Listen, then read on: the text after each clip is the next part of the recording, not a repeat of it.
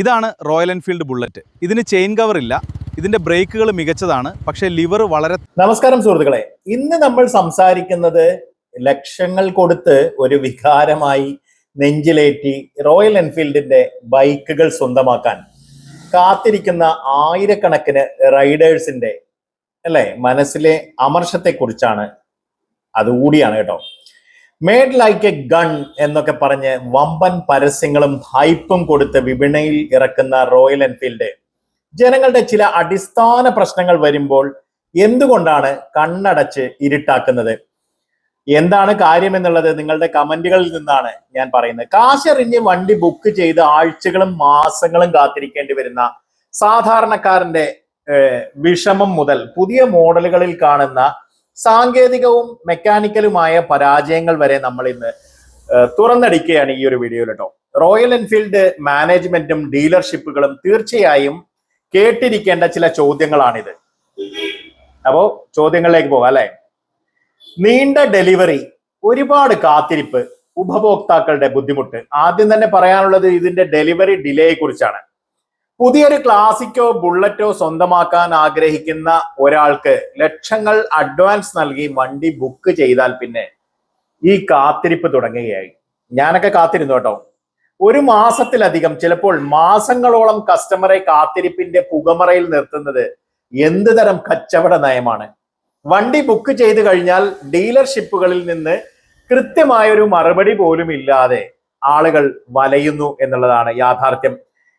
ഒരാഴ്ച എന്ന് പറയും, അടുത്ത ആഴ്ച വരൂ എന്ന് പറയും, അടുത്ത ലോഡിൽ ഉണ്ടാകും എന്നൊക്കെ പറഞ്ഞ് കസ്റ്റമറെ പറ്റിക്കുന്ന ആ പഴയ രീതി എത്രയോ പേരാണ് ദിവസവും അനുഭവിക്കുന്നത്. പലരും നമ്മളോടും പരാതി പറയുന്നു. ഇത്രയും വലിയൊരു കമ്പനിക്ക് ഡിമാൻഡിനനുസരിച്ച് വണ്ടികൾ സപ്ലൈ ചെയ്യാൻ കഴിയുന്നില്ലെങ്കിൽ എന്തിനാണ് ഈ പ്രൊഡക്ഷൻ കപ്പാസിറ്റി പോലും ഇല്ലാതെ വലിയ വലിയ ഓഫറുകളും ബുക്കിങ്ങുകളും വാരിക്കൂട്ടുന്നത് അല്ലെ? ഉപഭോക്താക്കൾ വിളിച്ചു ചോദിക്കുമ്പോൾ കൃത്യമായ മറുപടി നൽകാതെ വലയ്ക്കുന്നത് തീർത്തും അനീതിയാണ്. രണ്ടാമത്തെ ഒരു കാര്യത്തിലേക്ക് പോവുകയാണെങ്കിൽ, ഈ ബറ്റാലിയൻ ബ്ലാക്ക് ബുള്ളറ്റിന്റെ കാര്യമാണ്. ബ്രേക്ക് ചെയ്യുമ്പോഴുള്ള ശബ്ദം, ക്വാളിറ്റി വിഷയങ്ങളും ഒക്കെയാണ്. ഇനി ഈ വണ്ടിയുടെ ക്വാളിറ്റിയിലേക്ക് നമ്മൾ വരികയാണ്. മെക്കാനിക്കൽ പ്രശ്നങ്ങളിലേക്ക് വന്നാലും ക്വാളിറ്റിയിലേക്ക് വന്നാലും റോയൽ എൻഫീൽഡിന്റെ ജനപ്രിയ മോഡലുകളിൽ ഒന്നായ ബറ്റാലിയൻ ബ്ലാക്ക് സ്വന്തമാക്കിയ ഞാനടക്കമുള്ള ഒട്ടനവധി റൈഡർമാർ പരാതിപ്പെടുന്ന പ്രധാന വിഷയമാണ് ബ്രേക്ക് ചെയ്യുമ്പോൾ വരുന്ന ആ അസ്വസ്ഥത ഉണ്ടാക്കുന്ന ശബ്ദം. എന്തൊരു ബോറൻ ശബ്ദമാണെന്ന് അറിയാമോ? നിങ്ങളുടെ ചെവിയൊക്കെ അടിച്ചു പോവും. വണ്ടി ഇറക്കി ഏതാനും ദിവസങ്ങൾക്കകം തന്നെ ബ്രേക്ക് പ്രസ് ചെയ്യുമ്പോൾ വല്ലാത്തൊരു അനാവശ്യ സൗണ്ട് വരുന്നു. എന്താണ് ഇതിന് കാരണം? പുതിയ മോഡലുകളിൽ കമ്പനി കൊടുക്കുന്ന ബ്രേക്ക് പാഡുകളുടെയോ ഡിസ്കിന്റെയോ ക്വാളിറ്റി കുറവാണോ? എനിക്ക് അതാണ് തോന്നുന്നത്. ക്വാളിറ്റി കുറവ് തന്നെയാണ്. ഒരു പ്രീമിയം ബ്രാൻഡ് എന്ന് അവകാശപ്പെടുന്ന വണ്ടിയിൽ ബ്രേക്ക് ചവിട്ടുമ്പോൾ കിയോ കിയോ എന്നൊരു ശബ്ദം വരുന്നത് എന്ത് നാണക്കേടാണെന്ന് ആലോചിച്ചേ. അപ്പോ പലരും സർവീസ് സെന്ററുകളിൽ കയറി ഇറങ്ങി മടുത്തു. എന്നിട്ടും ഇതിനൊരു പെർമനന്റ് ഫിക്സ് നൽകാൻ റോയൽ എൻഫീൽഡ് തയ്യാറാകുന്നുണ്ടോ? ഇല്ല. ഇത് തന്നെയാണ് ഉപഭോക്താക്കളുടെ അനുഭവങ്ങളെല്ലാം വ്യക്തമാക്കുന്നത്, ഞാൻ അതിലേക്ക് വരാം. എന്തായാലും അപകടകരമായ ഒരു ഡിസൈൻ ഫ്ലോപ്പ് കൂടി നമുക്ക് പറയാനുണ്ട്. വളരെ ഗൗരവമേറിയതും ജീവന് തന്നെ ഭീഷണിയായതുമായ മറ്റൊരു വിഷയം എന്താണത്? ബൈക്ക് റൈഡ് ചെയ്യുമ്പോൾ പ്രത്യേകിച്ച് ടേണിങ്ങുകളിലും ഹെയർ പിൻ ബെൻഡുകളിലും വണ്ടി നമ്മൾ ചെറുതായി ചരിക്കേണ്ടി വരും. ഇതിന്റെ ബ്രേക്ക് ചെയ്യുമ്പോൾ ആ ലിവർ ഉണ്ടല്ലോ, അതായത് ഫുട് റെസ്റ്റിന്റെ താഴെയാണ് ഈ ഒരു ലിവർ സെറ്റ് ചെയ്തിരിക്കുന്നത്. അത് നമ്മൾ ബ്രേക്ക് ചവിട്ടുമ്പോൾ നിലത്തുരസി വണ്ടി സ്കിഡ് ആവാനും അപകടങ്ങൾ സംഭവിക്കാനൊക്കെ ഉള്ള വലിയ സാധ്യതയാണ്. അപ്പൊ ഗ്രൗണ്ട് ക്ലിയറൻസിലോ ഫുട് റെസ്റ്റിന്റെ ഒപ്റ്റിമൈസേഷനിലോ കമ്പനിക്ക് വരുത്തിയ വലിയൊരു ഡിസൈൻ പിഴവ് തന്നെയാണ്. കമ്പനിക്ക് പറ്റിയ വളരെ വലിയൊരു ഡിസൈൻ പിഴവാണ്. ഇതുവരെയും അത് അവരത് റെക്ടിഫൈ ചെയ്യാൻ ശ്രമിച്ചിട്ടില്ല എന്നുള്ളതാണ്. അപ്പോ ലിവർ നിലത്തുരസുന്ന തരത്തിൽ വണ്ടി ഡിസൈൻ ചെയ്ത് വെച്ചിട്ട് അതിന്മേൽ കൃത്യമായ ഒരു റീഡിസൈനോ റീകോളോ ചെയ്യാൻ കമ്പനി എന്തുകൊണ്ട് മുതിരുന്നില്ല? ശരിക്കും തിരിച്ചു വിളിക്കണം വണ്ടികൾ. ഇതാണ് റോയൽ എൻഫീൽഡിന്റെ എഞ്ചിനീയറിംഗ് മികവ്. അപ്പോ ഈ പുതിയ തരത്തിലുള്ള സിഇഒമാരൊക്കെ ചാർജ് എടുത്തിട്ട് പോലും എന്തൊരു അവഗണനയാണ് അല്ലേ? ഇനി ഇതിലും രസകരവും എന്നാൽ അല്പം ദേഷ്യം പിടിപ്പിക്കുന്നതുമായ മറ്റൊരു കാര്യം കൂടി ഉണ്ട് കേട്ടോ. പുതിയ സാങ്കേതിക വിദ്യകൾ അപ്ഡേറ്റ് ചെയ്തപ്പോൾ കമ്പനി കൊണ്ടുവന്ന അണ്ടർലഗ് GPS സിസ്റ്റവും ആധുനിക സെൻസർ സംവിധാനങ്ങളും ഈ ഹിമാലയനിലും ഹണ്ടറിലും മറ്റ് ചില അഡ്വാൻസ്ഡ് മോഡലുകളിലും ഈ അപ്ഡേറ്റുകൾ വൻതോതിൽ ആഘോഷിച്ച് നൽകിയ റോയൽ എൻഫീൽഡ് തങ്ങളുടെ ഐക്കോണിക് മോഡലായ ബുള്ളറ്റിൽ ഈ ഫീച്ചറുകൾ കൊടുത്തിട്ടില്ല. എങ്ങനെയുണ്ട്? അടിപൊളിയല്ലേ? എന്താ ബുള്ളറ്റിനെ കമ്പനി തവിട് കൊടുത്ത് വാങ്ങിയതാണോ? അറിയില്ല അല്ലെ. എന്തായാലും റോയൽ എൻഫീൽഡ് എന്ന ബ്രാൻഡിനെ ഇന്ന് കാണുന്ന ജനപ്രീതിയിലേക്ക് അല്ലെങ്കിൽ ഇത്തരത്തിലുള്ള ജനപ്രീതിയിലേക്ക് വളർത്തിയത് ബുള്ളറ്റ് എന്ന ആ ഒരൊറ്റ മോഡലാണ്. ആ ബുള്ളറ്റ് വാങ്ങുന്ന ഉപഭോക്താക്കൾക്ക് മാത്രം ഇത്തരത്തിലുള്ള ആധുനിക സെൻസർ സാങ്കേതിക വിദ്യകളോ GPS സെക്യൂരിറ്റിയോ നൽകിയില്ല എന്ന് വെച്ചാൽ അതിന്റെ അർത്ഥം എന്താണ്? ബുള്ളറ്റ് വാങ്ങുന്നവർ പഴയ കാലത്ത് തന്നെ ജയിച്ചോളണം എന്നാണോ കമ്പനി കരുതുന്നത്? അതോ കസ്റ്റമേഴ്സിനെ വേർതിരിച്ച് കാണുന്ന ഇരട്ടത്താപ്പാണോ? എന്താണിത്? ഈ ഹണ്ടറിൽ പോലും അത് കൊടുത്തു. ഹണ്ടറിന് ബുള്ളറ്റിനേക്കാൾ വില കുറവാണ്. എന്തായാലും സെൻസറുകളുടെ നിലവാരമില്ലായ്മയും കമ്പനിയുടെ ഈ പറയുന്ന അവസ്ഥയും ഒക്കെ നമുക്ക് വീണ്ടും വീണ്ടും പറയേണ്ടി വരും. എന്തായാലും നമ്മൾ സർവീസിന് ചെല്ലുമ്പോൾ ലഭിക്കുന്ന മറുപടികളാണെങ്കിൽ ഈ സർവീസ് സെന്ററുകളിൽ അതിലും വലിയൊരു കഷ്ടമാണ്. പരാതിയുമായി ചെല്ലുന്ന ഉപഭോക്താവിനോട് ഇതൊക്കെ ഈ വണ്ടിയുടെ ഒരു പ്രത്യേകതയാണ്, ഇതാണ് ഇതിന്റെ ഒരു പ്രകൃതം എന്ന് പറഞ്ഞ് ഒഴിഞ്ഞു മാറാനാണ് സർവീസിൽ ആളുകൾ ശ്രമിക്കുന്നത്.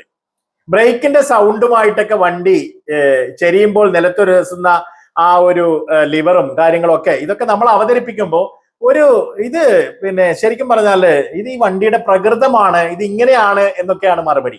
എന്തായാലും സെയിൽസും സർവീസും സുരക്ഷയും ഉറപ്പു നൽകാൻ കമ്പനിക്ക് ഇപ്പോ താല്പര്യമില്ല എന്ന് വേണം നമ്മൾ ഇതിൽ നിന്നൊക്കെ മനസ്സിലാക്കാൻ. എന്തായാലും ഇവിടെ ഈ ഒരു സെഗ്മെന്റിൽ വലിയ മത്സരമില്ലെന്ന അഹങ്കാരമാണോ യഥാർത്ഥത്തിൽ ഈ ഒരു റോയൽ എൻഫീൽഡിനെ ഇത്തരത്തിൽ ചിന്തിപ്പിക്കുന്നത് എന്നറിയില്ല. അപ്പോ ന്യായമായ പരാതികൾ കേൾക്കാനും ഈ പ്രൊഡക്ഷൻ ഡിഫക്റ്റുകൾ ഫിക്സ് ചെയ്യാനും കമ്പനി തയ്യാറായില്ലെങ്കിൽ ആളുകൾ ബദൽ വഴി തേടുമെന്ന കാര്യത്തിൽ യാതൊരു സംശയവുമില്ല. പക്ഷെ നമ്മുടെ മറ്റു കമ്പനികൾ, ബ്രാൻഡുകൾ ഈ തരത്തിൽ ചിന്തിക്കുന്ന എന്താ പറയാ ഈ ഒരു റോയൽ എൻഫീൽഡിനെ റീപ്ലേസ് ചെയ്യുന്ന തരത്തിലേക്ക് ചിന്തിക്കേണ്ടിയിരിക്കുന്നു എന്ന് വേണം പറയാൻ. എന്തായാലും റോയൽ എൻഫീൽഡിനോട് പറയാനുള്ള ഇത്രയേ ഉള്ളൂ. പ്രൊഡക്റ്റിന് വൻ തുക ഈടാക്കുമ്പോൾ അതിനനുസരിച്ചുള്ള ക്വാളിറ്റി ചെക്കും സമയബന്ധിതമായ ഡെലിവറിയും അത്യാധുനിക സേഫ്റ്റി സവിശേഷതകളും നൽകാൻ നിങ്ങൾ എന്തുകൊണ്ട് മടിക്കുന്നു? ബുള്ളറ്റിനെയും അതിന്റെ ഉപഭോക്താക്കളെയും രണ്ടാം കിടക്കാരായി കാണുന്നത് നിർത്തി ഈ പ്രശ്നങ്ങൾക്കെല്ലാം ഒരു ശാശ്വത പരിഹാരം ഉണ്ടാക്കാൻ കമ്പനി ഉടനടി തയ്യാറാകണമെന്നുള്ളതാണ്. നൂറുകണക്കിന് പരാതികളാണ് ഒരു വ്ളോഗർ എന്ന നിലയ്ക്ക് എനിക്ക് ലഭിക്കുന്നത്. എന്തായാലും നിങ്ങളുടെ അഭിപ്രായങ്ങൾ എന്താണ് എന്നുള്ളത് ഈ വീഡിയോ കണ്ടതിന് ശേഷം തീർച്ചയായിട്ടും താഴെ കമന്റുകളായി ചെയ്യുക. അപ്പോൾ ഈ ബ്രേക്ക് സൗണ്ടോ ലിവർ ഉരസലോ ഡെലിവറി താമസമോ നിങ്ങൾ നേരിട്ടിട്ടുണ്ടോ? ഉണ്ടെങ്കിൽ നിങ്ങളുടെ അനുഭവം ഇവിടെ പങ്കുവെക്കാം.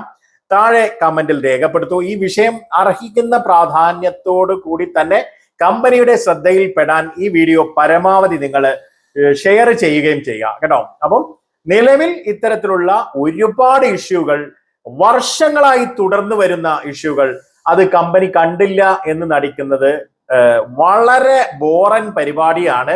റോയൽ എൻഫീൽഡിനെ പോലെ ഉത്തരവാദിത്തമുള്ള ഒരു കമ്പനിക്ക് ഒരു കാരണവശാലും ഇത്തരത്തിലുള്ള കാര്യങ്ങളെ കണ്ടില്ലെന്ന് നടിക്കാനാവില്ല. നമ്മളൊക്കെ വില കൊടുക്കുന്ന, അത്രമേൽ വികാരമായി കരുതുന്ന റോയൽ എൻഫീൽഡ് കൃത്യമായ നടപടികളോടെ, റീപ്ലേസോടെ, റെക്ടിഫിക്കേഷനോട് കൂടി മുന്നോട്ട് വരണം എന്നുള്ളത് തന്നെയാണ് പറയാനുള്ളത്. പിന്നെ നിങ്ങളുടെ ഈ ഓപ്പൺ ചെയിനിൽ വളരെ വലിയ ഒരു ഇഷ്യൂ ഉണ്ട് കേട്ടോ. അതുകൊണ്ട് അതായത് നമ്മളിപ്പോ മഴക്കാലത്തൊക്കെ വണ്ടി ഓടിക്കുമ്പോൾ ചെയിൻ ലൂബ് അടിച്ചിട്ടും കാര്യമില്ല, അതിനകത്ത് ഓയിൽ നമ്മൾ ചേർത്തിട്ടും കാര്യമില്ല, ഓയിൽ അടിച്ചിട്ടൊന്നും ഒരു കാര്യമില്ല. അതെല്ലാം അടുത്ത സെക്കൻഡിൽ 10-25 കിലോമീറ്റർ ഓടുമ്പോഴേക്ക് മഴയിൽ ഇതെല്ലാം ഒലിച്ചു പോകും, വെള്ളത്തിൽ കലർന്ന്. ഒരു ചെയിൻ കവർ നിങ്ങൾക്ക് ഫിക്സ് ചെയ്യാൻ കഴിയുന്നില്ലേ ഇതില്? എന്തുകൊണ്ട് റോയൽ എൻഫീൽഡിൽ ഒരു ചെയിൻ കവർ നിങ്ങൾക്ക് കൊടുത്തുകൂടാ? മറ്റുള്ള വാഹനങ്ങൾ ഒക്കെ നോക്കൂ നിങ്ങൾ, 25,000 കിലോമീറ്റർ എങ്കിലും മിനിമം ഓടാതെ ആ ഒരു എന്താ പറയാ ചെയിൻ നമുക്ക് മാറ്റേണ്ട കാര്യത്തിനെ പറ്റി ആലോചിക്കേണ്ടതില്ല. ഇവിടെ 10,000 കിലോമീറ്റർ കഴിയുമ്പോഴേക്ക് തന്നെ യഥാർത്ഥത്തിൽ ബുള്ളറ്റിന്റെ ചെയിനിൽ നിന്ന് അല്ലെങ്കിൽ റോയൽ എൻഫീൽഡിന്റെ ബൈക്കുകളുടെ ചെയിനിൽ നിന്നൊക്കെ സൗണ്ട് വന്നു തുടങ്ങും. ഇതുപോലെ എന്തൊക്കെ ഇഷ്യൂസ് ആണ്. ഇപ്പൊ നിങ്ങൾ സ്ലിപ്പർ ക്ലച്ച് ഈ ബുള്ളറ്റിൽ നൽകിയിട്ടില്ല, ഹണ്ടറിൽ നിങ്ങൾ അത് നൽകി. അപ്പൊ ഇതൊക്കെ ആരോടാണ് നമ്മൾ പറയാ അല്ലെ? റോയൽ എൻഫീൽഡിന്റെ ചെവിയിലേക്ക് എത്തട്ടെ, അടിച്ച് കയറ്റുക, മാക്സിമം ഷെയർ ചെയ്യുക.